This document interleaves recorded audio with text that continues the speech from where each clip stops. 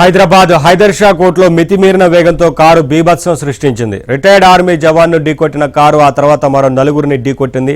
ఘటనలో retired army జవాన్ అక్కడికక్కడే మృతి చెందగా మరో ఇద్దరికి తీవ్ర గాయాలయ్యాయి. ప్రమాదం జరిగిన వెంటనే కారులో ఉన్న నలుగురు యువకులు వాహనాన్ని వదిలి పరారయ్యారు. యువకులు మద్యం మత్తులో ఉన్నట్లు స్థానికులు చెబుతున్నారు.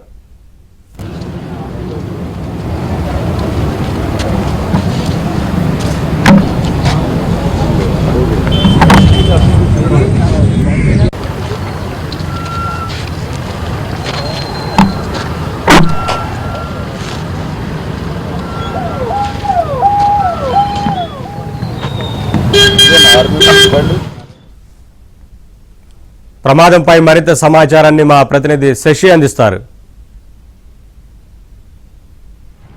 నార్సింగి పోలీస్ స్టేషన్ పరిధిలో ఓ కారు బీభత్సం సృష్టించింది. అత్యధిక వేగంతో వస్తూ హైదర్ షా కోర్టు సమీపంలో 2 ద్విచక్ర వాహనాలను ఢీకొట్టింది.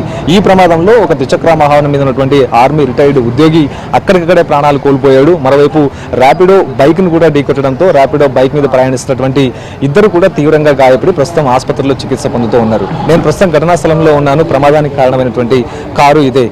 హైదర్ షా కోర్టు వైపు అత్యధిక వేగంతో ఈ కారు వస్తూ ఉంది. సో ఉదయం 5 నుంచి 5:30 గంటల ప్రాంతంలో ఈ ప్రమాదం చోటు చేసుకున్నట్టుగా మనకు అందుతున్నటువంటి సమాచారం. ప్రధానంగా ఒకసారి కారు ముందు భాగం కూడా చూడొచ్చు. ప్రమాద తీవ్రతకు కారు ముందు భాగం పూర్తి స్థాయిలో నుజ్జునుజ్జైంది. మరోవైపు కారు లోపలి భాగాలు కూడా ఒకసారి మనం పరిశీలించే ప్రయత్నం చేస్తే లోపల ఎయిర్ బెలూన్స్ ఓపెన్ అయ్యాయి. దీంతో కారులో ఉండేటటువంటి 5 యువకులు కూడా స్వల్ప గాయాలతో బయటపడ్డారు. అనంతరం ఒక్కసారిగా ఈ వాహనాన్ని ఇక్కడే వదిలేసి వారంతా కూడా ప్రమాదం తర్వాత ఇక్కడ నుంచి పరారయ్యారు. కారులో ఉన్నటువంటి తమకు సంబంధించినటువంటి మెటీరియల్స్ అంతటి కూడా తీసుకుని ఈ కారులో ఉన్న వారంతా ఇక్కడ నుంచి పరారయ్యారు.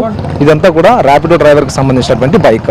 ఒక్కసారిగా కారు ఢీ కొట్టిన తర్వాత ఈ బైక్ ముందు భాగం పూర్తి స్థాయిలో నుజ్జునుజ్జైంది. మరోవైపు ముందు వీల్ కూడాను ముక్కలైనటువంటి దృశ్యాలు ఒకసారి మనం ఏబిఎన్ స్క్రీన్ మీద ఎక్స్క్లూజివ్గా చూడొచ్చు. ఇది ర్యాపిడో డ్రైవర్కి సంబంధించినటువంటి బైక్. ఈ బైక్ మీద ఇద్దరు ప్రయాణిస్తూ ఉన్నారు. కారు ఢీ కొట్టిన తర్వాత ఈ ఇద్దరు కూడా ఇక బైక్ మీద ప్రయాణిస్తున్న ఇద్దరు కూడా తీవ్రంగా గాయపడ్డారు. ఇందులో ఒక వ్యక్తి కాలు విరిగినట్టుగా కూడా తెలుస్తుంది.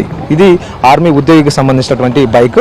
ఈ ఆర్మీ ఉద్యోగి రవీందర్ తాను రిటైర్డ్ అయిన తర్వాత ఈ ఆర్మీకి సంబంధించినటువంటి మెస్ ఏదైతే ఉందో ఆ మెస్లో సెక్యూరిటీ గార్డుగా విధులు నిర్వహిస్తూ ఉన్నారు.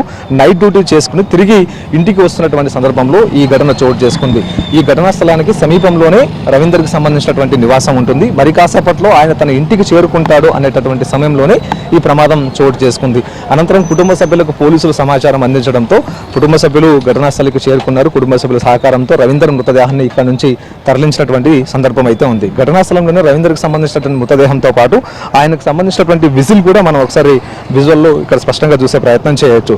రవీందర్ తన విధులను ముగించుకుని ఆ తర్వాత ఇంటికి వచ్చేటటువంటి సమయంలోనే ఈ ప్రమాదం చోటు చేసుకుంది. అయితే పోలీసులు కేసు నమోదు చేసుకుని దర్యాప్తు చేసినటువంటి సమయంలో ఈ యువకులు ఎవరు, కారులో ప్రయాణించినటువంటి వ్యక్తులు ఎవరన్న అంశాల గురించి కూడా దర్యాప్తు చేసినటువంటి క్రమంలో కారు నంబర్ ఇప్పుడు కీలకంగా మారింది. కారు నంబర్ ఆధారంగానే ఈ కారులో ప్రయాణించినటువంటి వ్యక్తులు ఎవరు అనేటువంటి అంశాల గురించి పోలీసులు గుర్తించే ప్రయత్నం చేశారు. ఇప్పటికే కారు శంషాబాద్కి సంబంధించినటువంటి క్రాంతి గౌడ్ పేరు మీద రిజిస్టర్ అయినట్టుగా గుర్తించారు. సో అందుకు అనుగుణంగానే ఆయనకు టచ్లోకి వెళ్ళే ప్రయత్నం చేశారు. అయితే కారులో మాత్రం కొంత స్నాక్స్, ఇతర తినుబండారాలు కనిపిస్తూ ఉన్నాయి. సో ఇదే నేపథ్యంలో స్థానికంగా ప్రత్యక్షంగా ఈ ప్రమాదాన్ని చూసిన వారు మాత్రం యువకులు మధ్యమత్తులో ఉన్నారన్నట్టుగా కూడా చెప్తూ ఉన్నారు. సో ఈ అంశాల గురించి క్లారిటీ రావాలంటే ఈ యువకులను అదుపులోకి తీసుకున్న తర్వాత పోలీసులు వారికి డ్రంక్ అండ్ టెస్టులు నిర్వహించిన తర్వాతనే ఈ ప్రమాదానికి గల కారణం మద్యమత్త లేకపోతే అత్యధిక వేగం అన్నది క్లారిటీ వచ్చే అవకాశం అయితే కనిపిస్తుంది.